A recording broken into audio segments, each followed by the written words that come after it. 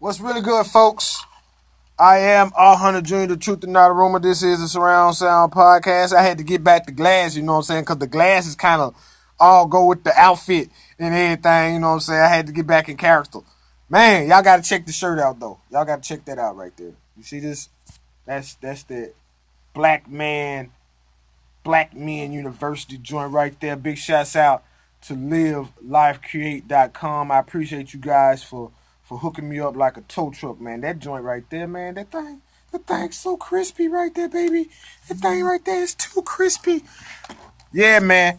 Anyway, make sure y'all go and get that joint. Check out the website, man. You can get all the pricing and everything like that. Also, you can send an email to livelifecreate at gmail.com and get hooked up also, man. The t-shirt I have on next week is going to be dope also. Big shouts out to Bachelor's Club, but we're going to talk about them on next week. Yo, what's going on, Nicole? Hope everything's good with you, mama. Man, the Cincinnati, I read your post. I read your post, Nicole. Like, okay, let me get this. Let me set this up for you.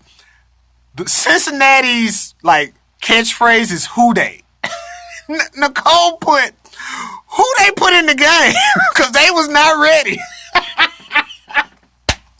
Tripped me out. I'm sorry. It tripped me out. Anyway, what's going on, Ashley Cook? What's up, Natalie Brady, the chocolate girl Ronda? AK-47, what's happening, homie? Hope everything is good down there. In the NO. What's going on, Tanya? What's up, Tab? What's up, Rosalind? How you living, mama? Man, we just got through talking about football 101, man. And let me say this right here. For Raiders fans, and I'm talking to my cuz right now. What's going on, Fred? 5 first-round draft picks in 2 years is 5 first-round draft picks in 2 years. Now, the person that you got drafting or that will at least have a major influence on who gets drafted, he's not a proven talent evaluator. Now, he's won with other people's talent, but hell, it's easy to win a Super Bowl with Warren Sapp and Derek Brooks and John Lynch and people like this. And a defense that's been coached up by the likes of Tony Dungy. That's rather easy. But when his first stint with the Raiders, he had Rich Gannon old ass, and you know he did good with that. But that was a team that once again that he had already that was there, and he just came to coach them. But I'll say this: this is the reason why, and I talk about it more in depthly in the show. The reason why John Gruden traded all those pieces is because the dude has a 10-year contract, and each year is worth $10 million. If I had a $100 million contract, I would have did the same thing. Because let's think about it. Khalil Mack, Amari Cooper, and Derek Carr. Probably only 2 or 3 of them are going to be with the team, or only one of those 3 could possibly be with that team 10 years from now. And that's Derek Carr. Cooper and Mack, when it comes to free agency and these guys getting older, and they ain't not going to be with the team because they're not going to resign them because they think they're at the end of their thing. They're at the end of their career. Nobody's going to... Who's going to resign a 34-year-old wide receiver? And Amari Cooper right now is 24. In 10 years, he's going to be 34. No one is going to sign him. The Raiders are not going to re-sign him. So it honestly, it makes sense from the standpoint that, hey, let me get some players in here that are young. 21, 22, maybe 23. As long as John Gruden can get at least half of that money, as long as he can be the head coach for at least 7 years, it's a win for him. And let's say he's there for 5 to 7 years. After taxes, probably about $30 million. Then you ride off into the sunset. If you won the championship, okay. If you don't, You took the Oakland Raiders to Las Vegas. You good. Sounds good to me. What's going on, Sister West? Hope everything's good with you. But that's why he's doing that. Man, I'm talking like we ain't did the damn sign of the times. I'm sorry, I got on a tangent talking about football. Anyway, Troy, you ready? Let me do this sign of the times. Troy, you ready? Dude, I got so into that football conversation like we ain't even did the last segment of the show. That's why. I had to stop myself. I had more to say, but make sure y'all go and download the joint from the iHeartRadio app, and then you can hear that. I am ready, young sir.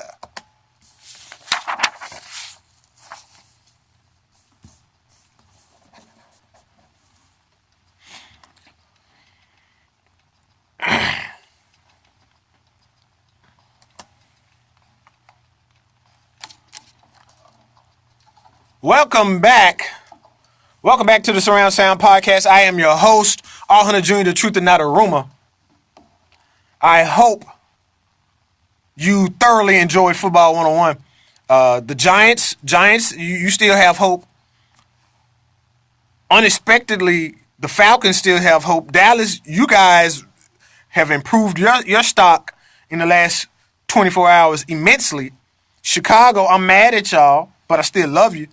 The Titans, me and Troy just had an extensive thought process on that. Get yourself together. Anyway, the sign of the times for this week is all about homecoming. If you didn't know, this past weekend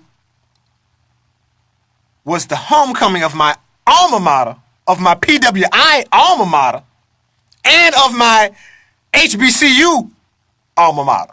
Now, I never went to TSU, but I am going to claim it as my HBCU alma mater. Yes, I am. Because if you have never been to a TSU homecoming event, I am sorry for you. But, hey, you ain't missed nothing. Psych. But if you're seeing this right now, I am happy for you because there was a young lady that went to Alabama State. She passed away over the weekend due to a drunk driver. And that resonated with me so highly because we didn't have to be here. We definitely did not have to be here. Speaking of homecoming, though, homecoming started last week for me because on last week I was able to run into a couple of former professors at MTSU, namely Dr. Bakari and Dr. Mansa Belial, a.k.a. Dr. Mark King.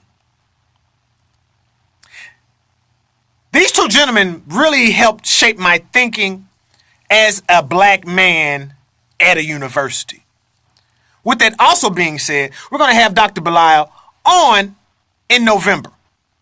We're going to be talking about a lot of things as far as how black people, how African Americans are viewed in sports, in the culture, and in entertainment. Be on the lookout for that one. That's going to be a good one, being that Dr. Mansa Belial is the Associate Professor of Sociology at Morehouse University. Well, with that being said, a lot of thoughts were conjured up this past weekend. A lot of things were remembered. Of course, a lot of the things that were entertaining, things that happened, laughter, things of that nature. But I wonder, how does it feel when a homecoming reminds you of a homegoing? That's right. Former first-round pick Ray Caruth was released this past weekend from Sampson Correctional Institution in North Carolina earlier this week, after serving an 18-year sentence for slaying his then pregnant girlfriend. And if you do the math, that means the child is now 18 years old. The child has now graduated from high school and is on his way to college. It makes you have a whole nother thought process of coming home. Now, when it comes to a collegiate or a high school homecoming, we love to go because we see a lot of our friends past and present. We remember times that were good. Remember times that were just all we had to worry about is passing a class, getting an A. But now we're trying to pass the class of life.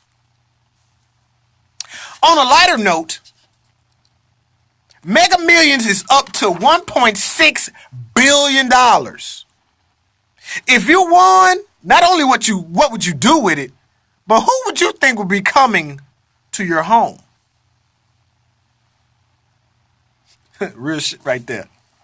Lastly, homecomings of schools, be it high school or college, they give us the time. They're like time capsules that we reopen. And I got to reopen mine. I hung out with a group of dudes. And these were my brothers. Like, we took for granted how much what we talked about was not common. In a probably 3 to 4 hour stretch, we talked about at least 10 to 15 different topics. We went from hip hop to religion to the plight of Black America to politics to NFL to business. Like, it was incredibly dope to be back in that environment again. It was incredibly awesome to be around my brothers in spirit and physically.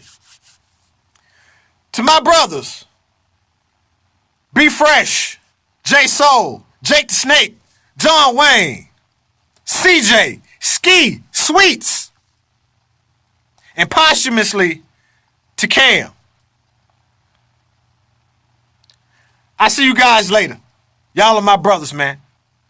For Troy, in the booth, from Matasha, and for myself, in the words of the scholar Jerry Springer, be good to yourself and each other. That does it for another Surround Sound podcast, man. I appreciate you guys checking me out, man. Share this joint. Share this joint, man. Share it. I hope you got a chance to get out there and vote.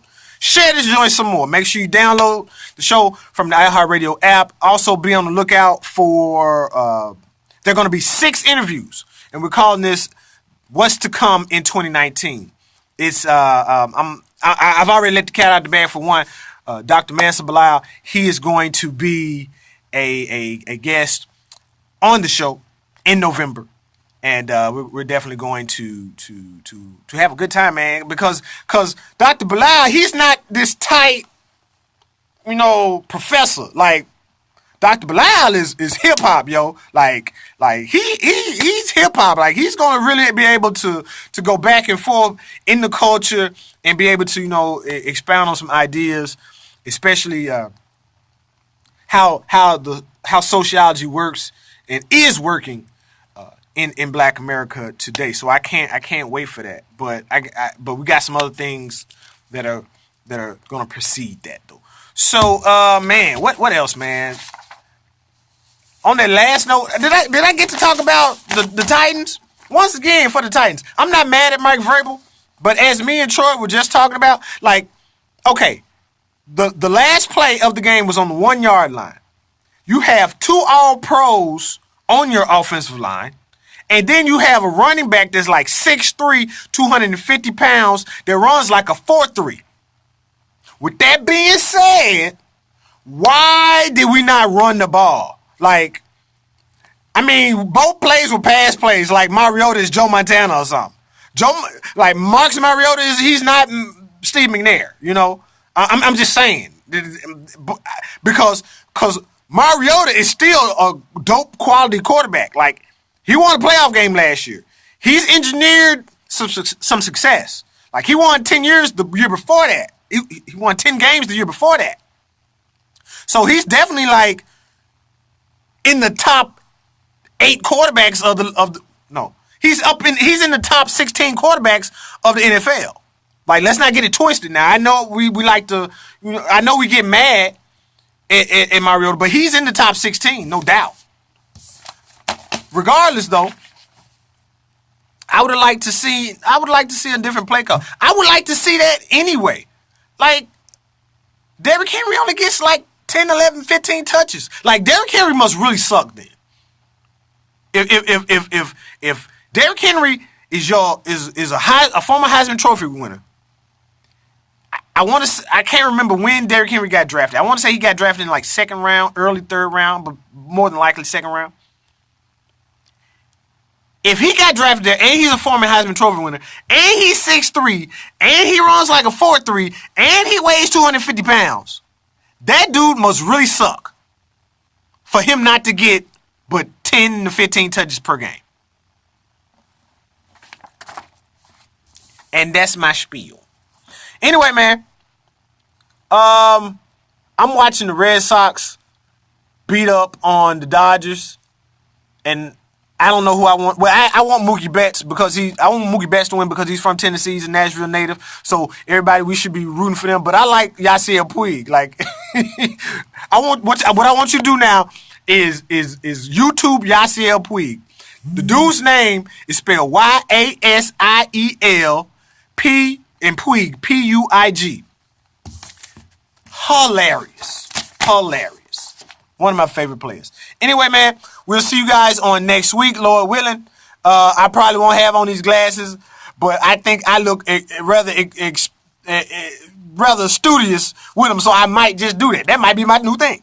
Anyway, I'll see you guys next time on the Surround Sound Podcast. I'm Al Hunter Jr., the truth and not a rumor. Download the show from the iHeartRadio app, iTunes, or SoundCloud, and make sure you go check that shirt out. Let me pull it down over my black sweatpants. I'll let y'all later, man. Peace.